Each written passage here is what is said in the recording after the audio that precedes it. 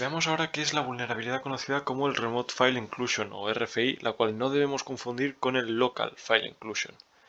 Entenderemos de qué se trata esta vulnerabilidad, veremos cómo las causas que pueden provocarla y también intentaremos descubrir cómo podemos modificarla para llegar a conseguir un RCE, es decir, poder llegar a ejecutar código en la máquina de manera remota. Y por último, como siempre, tendréis una pequeña práctica para que pongáis, pues eso, en práctica lo que vamos a ver en este tema.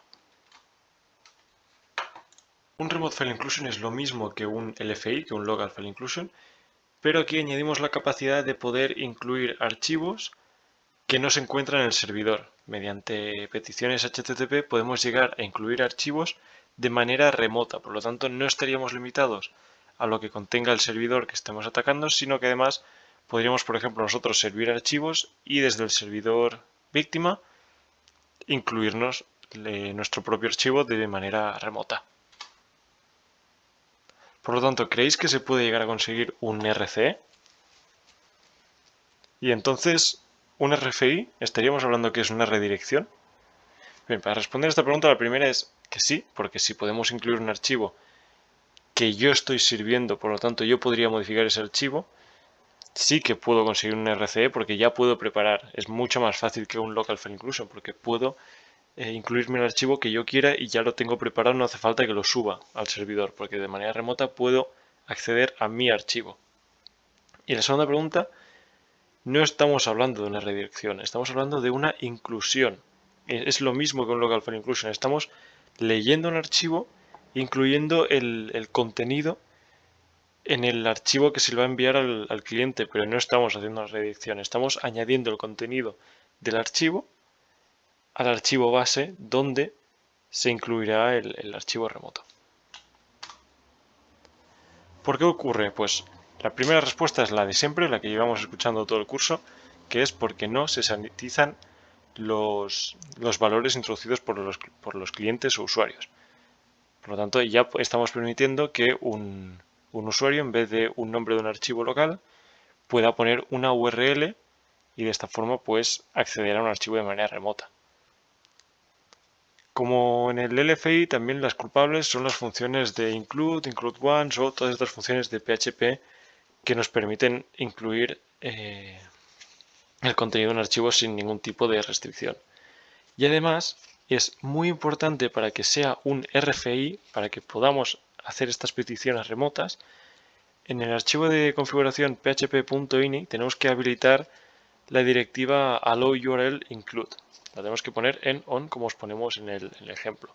Si no, sería simplemente un LFI como ya hemos estudiado anteriormente. Si no, estaríamos limitados a los archivos del servidor.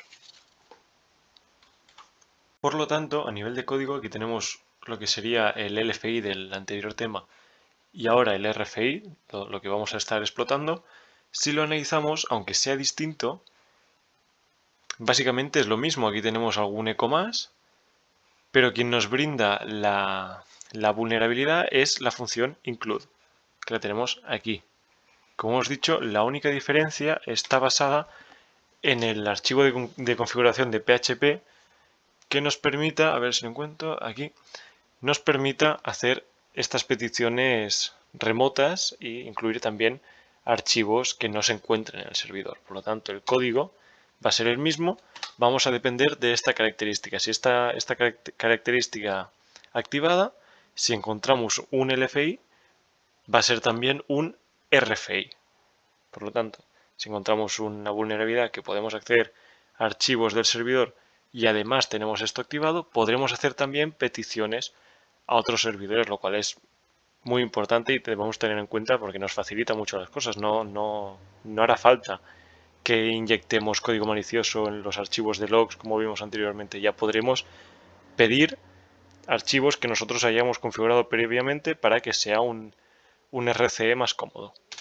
La forma más fácil de comprobar si nos encontramos delante de un RFI, de un Remote File Inclusion, es intentar pues, incluir cualquier tipo de archivo que sepamos que tenemos acceso. En este caso ponemos Google, porque es bastante básico, bastante fácil y no hace falta que colguemos nada. Pero en el laboratorio no nos va a funcionar porque no tenemos salida directa a Internet. Así que lo recomiendo es usar alguna técnica que hemos visto anteriormente, como por ejemplo levantarnos un servidor HTTP con Python así fácil y ver si consigo hacer una petición, lo que vamos a hacer ahora mismo, vaya. Tenemos esta web, que es muy parecida a la anterior, donde cat, siempre me pasa, etc. Password.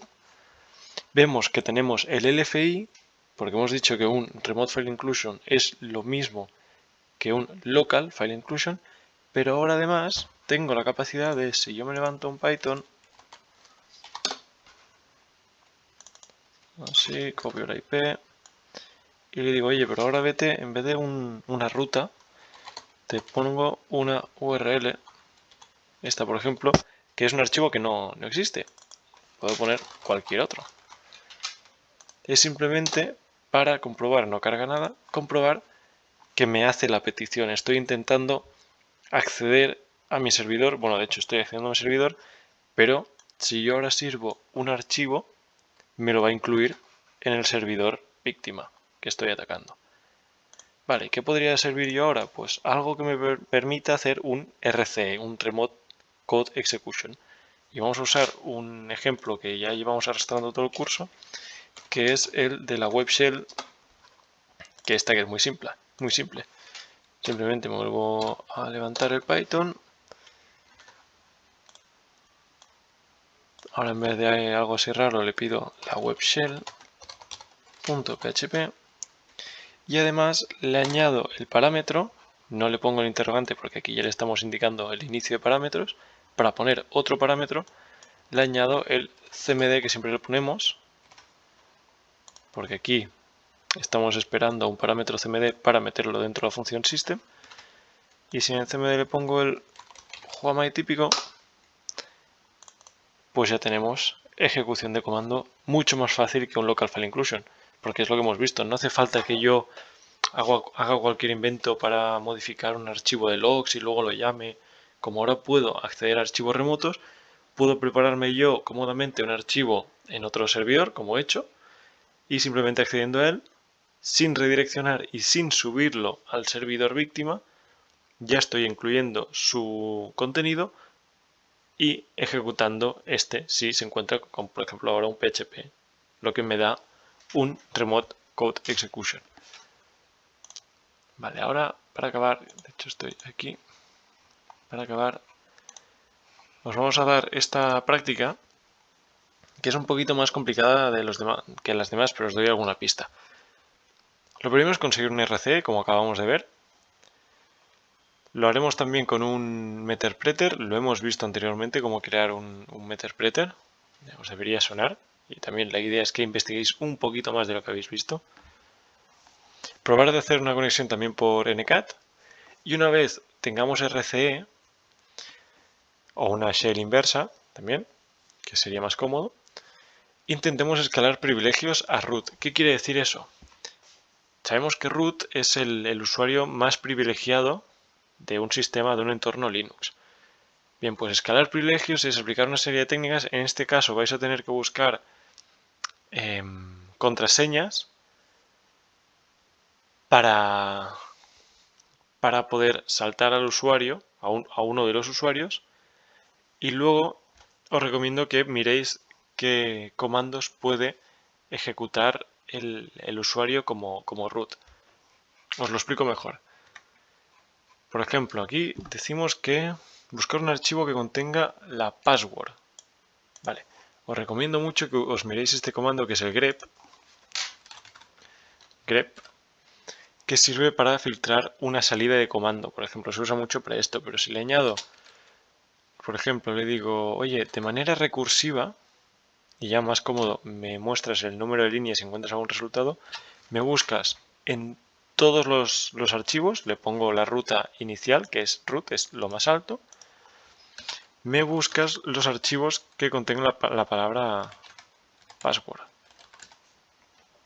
De esta manera haremos una búsqueda que igual tarda bastante, luego tendremos que estudiarnos la salida, pero nos mostrará los archivos que contengan la palabra password. Así que ya estaremos de una forma muy fácil viendo dónde podemos encontrar una password guardada en un archivo. Y por último luego nos dice que debemos escalar privilegios a root. Ya pasaremos a un usuario con una contraseña y luego debemos mirar qué comandos puede ejecutar ese usuario como root. Pues miraros también el sudo -l, que esto lo que hace es, bueno, para mí, en mi caso, en mi máquina local, yo puedo ejecutar todos los comandos, pero miraros también qué comandos puede ejecutar el usuario como root. Bien, hasta aquí. Si tenéis cualquier duda, por supuesto, vamos a intentar ayudaros, pero la idea es que intentéis pelearos vosotros solos contra esto. Con estas pistas que os he dado no deberéis tener problema, además el acceso ya habéis visto cómo se hace, así que toca pelearse un poco.